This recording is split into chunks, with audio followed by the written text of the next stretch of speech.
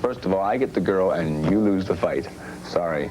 Maybe next year you'll win the fight, but this year I am the Knight Rider and you are not. Born on July 17, 1952 in Baltimore, Maryland, David Hasselhoff grew up in a traditional Roman Catholic home. His father, Joseph, was a business executive, and his mother, Dolores, dedicated her life to raising their 5 children. With 4 sisters and being the only boy, David was often outnumbered, but he was surrounded by love. His roots traced back to Germany, a detail that meant little during his youth, but would later transform him into a surprising icon across Europe.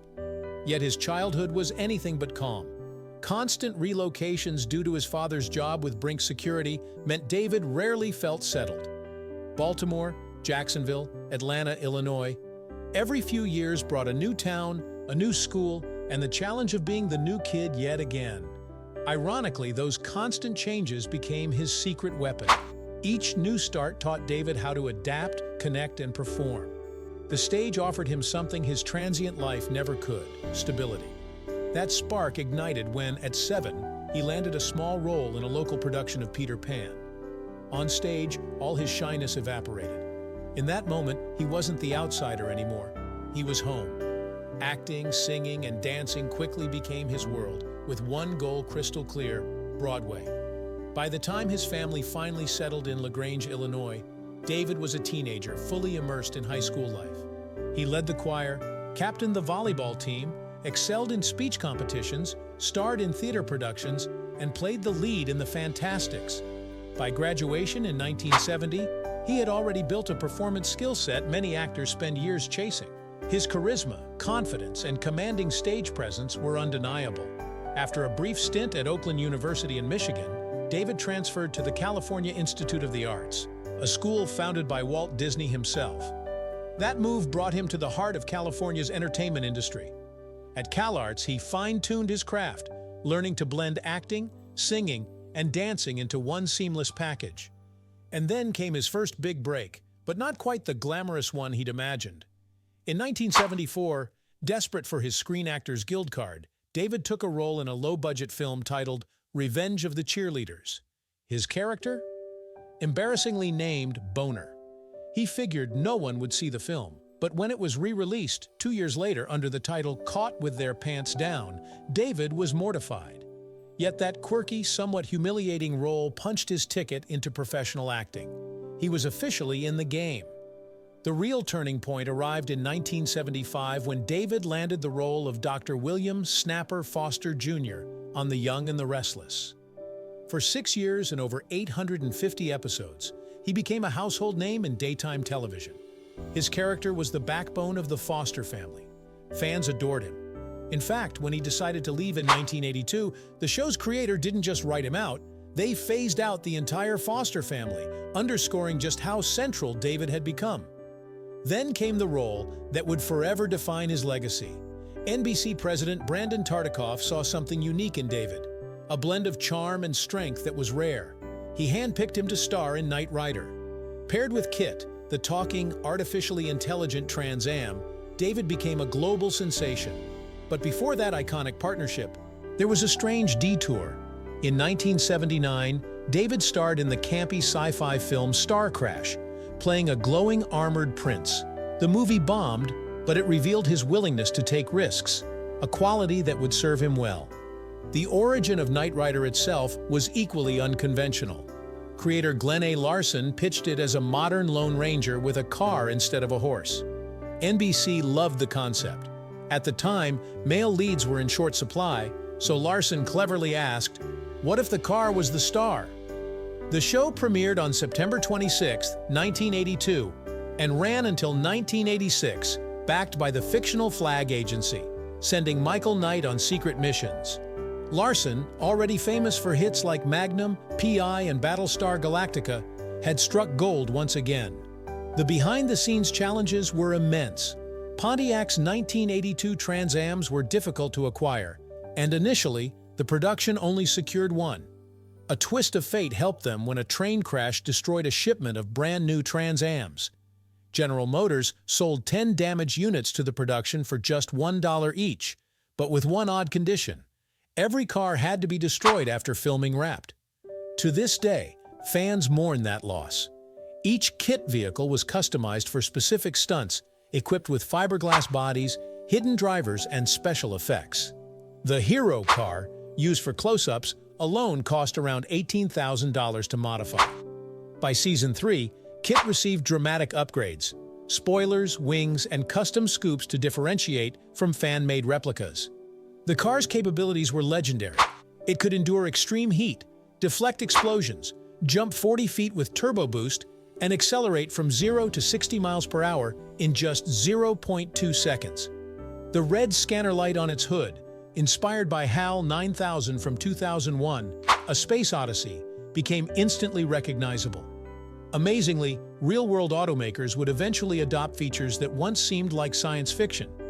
Despite the critics' lukewarm reception, TV Guide rated it just 21% and Rotten Tomatoes 35%, audiences fell in love. By 1983, KITT toys became the must-have holiday gift.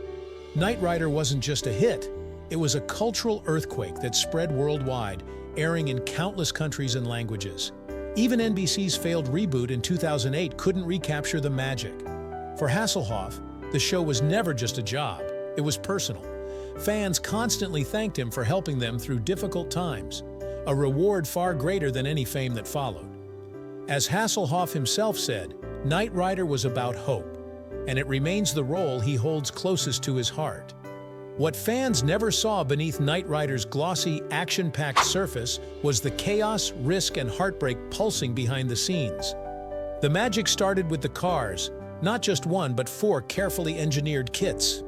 The hero car gleamed with its polished finish and blinking lights, crafted for up-close shots. The stunt versions were stripped down for wild, screeching chases. Jump cars, built from fiberglass and featherlight parts, soared across massive gaps. And finally, there were the hollow shells, doomed to be wrecked in spectacular crashes. To create the illusion of KITT driving itself, stunt coordinator Jack Gill performed a hidden ballet of precision. Lying flat inside the car's footwell, he steered while staring at the world upside down, invisible to the audience, yet controlling every daring move. Pontiac initially provided only 3 Trans Ams, but fate intervened in 1983 when a train derailment scattered a shipment of brand-new models. GM offered 10 of them to the show for $1 each, with one harsh condition: every car had to be destroyed after filming. As fans now say, it felt like destroying pieces of television history. The stunts themselves were nothing short of brutal. In one of the most dangerous jumps ever captured, the car launched over an 85-foot ravine in Thousand Oaks, California. The landing was so violent that the license plate ripped off mid-flight.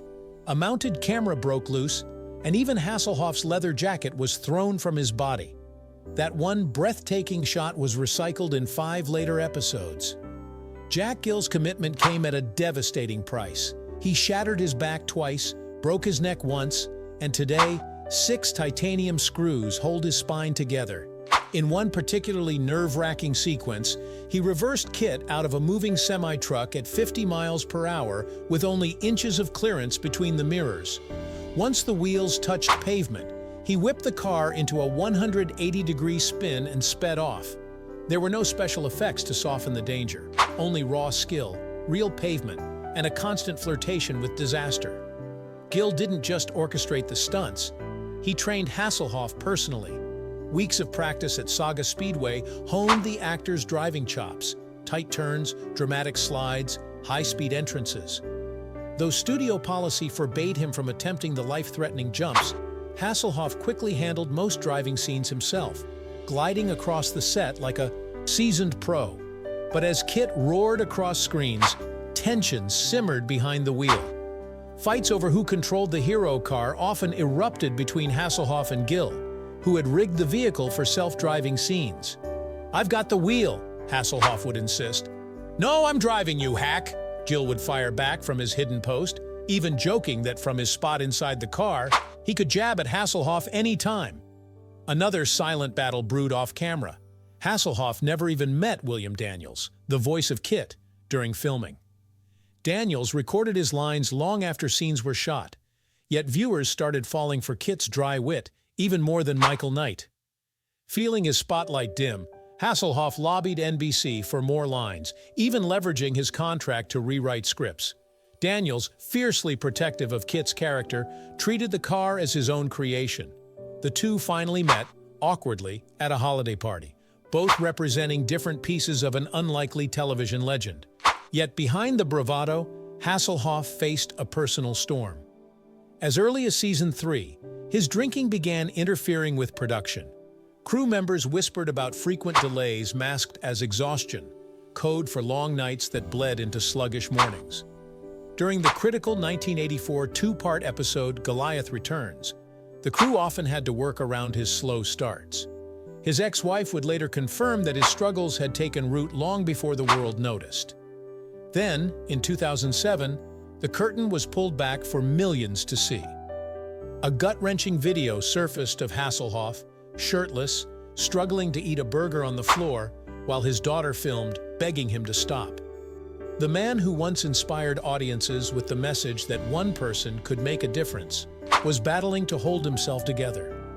The emotional weight grew even heavier in 1983 when a young leukemia patient named Randy visited the set. After Randy's passing, a heartfelt letter from his parents shook Hasselhoff deeply. Suddenly, Michael Knight wasn't just a role, it was a responsibility. He began urging NBC to shift the show's focus toward meaningful stories, emphasizing values over spectacle.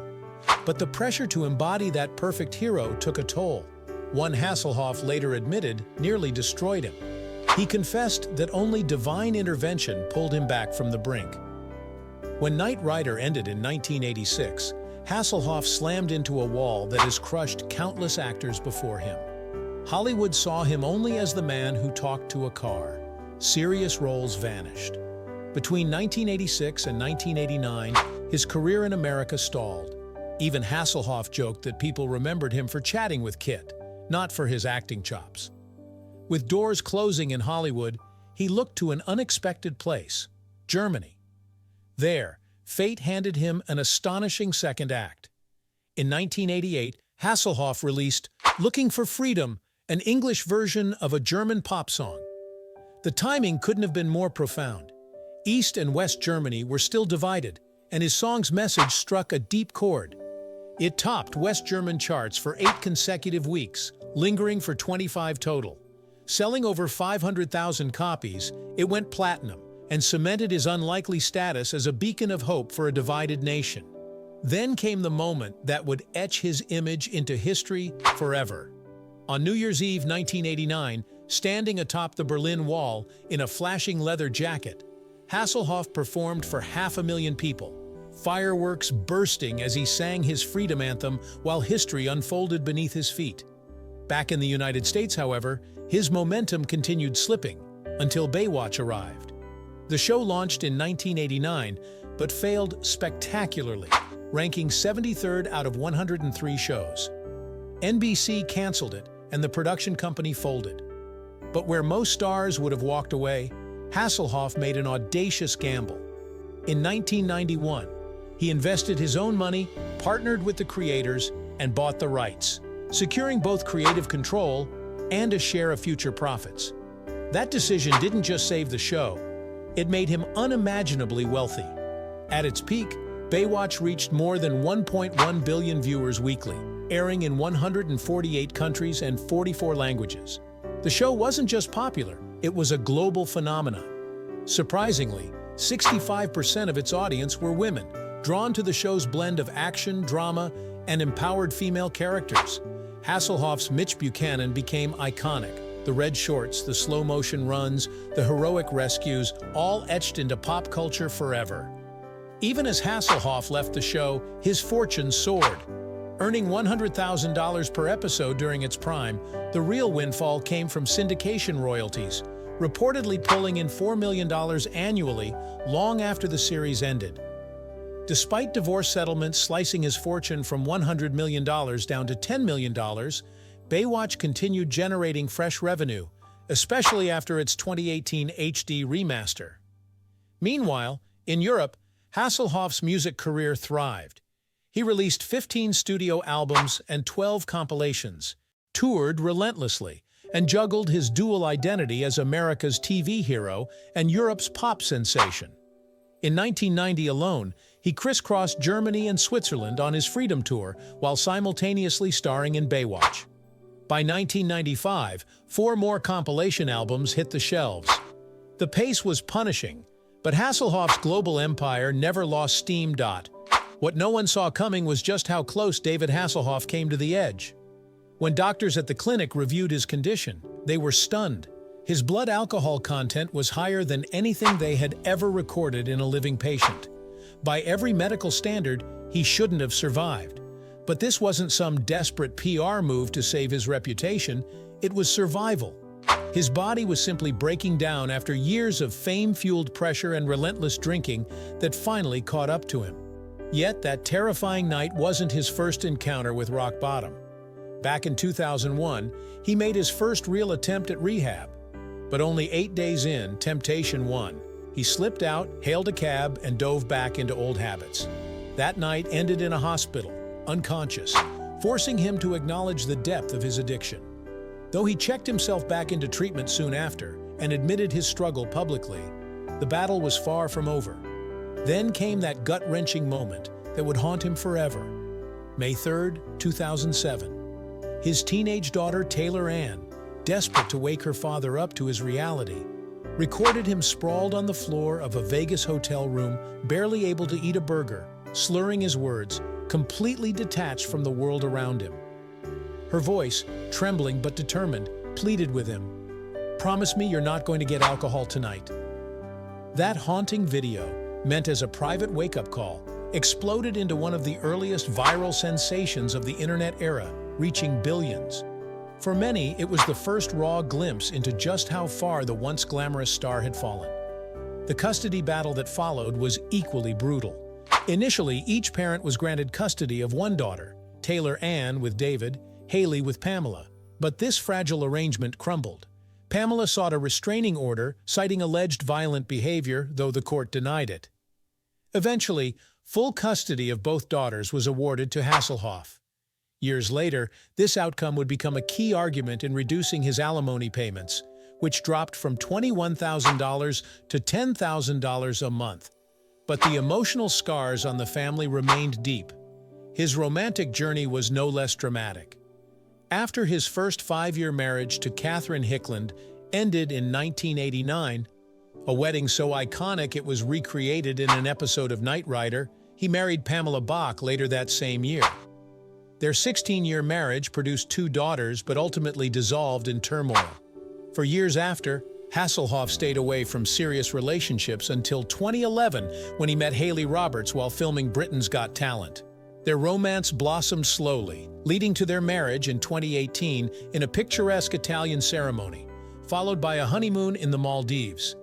But just as peace seemed within reach, tragedy struck again. On March 5, 2025, devastating news rocked Hollywood. Pamela Bach was found dead at 62. Though details remained limited, her unexpected passing reopened painful chapters for the family.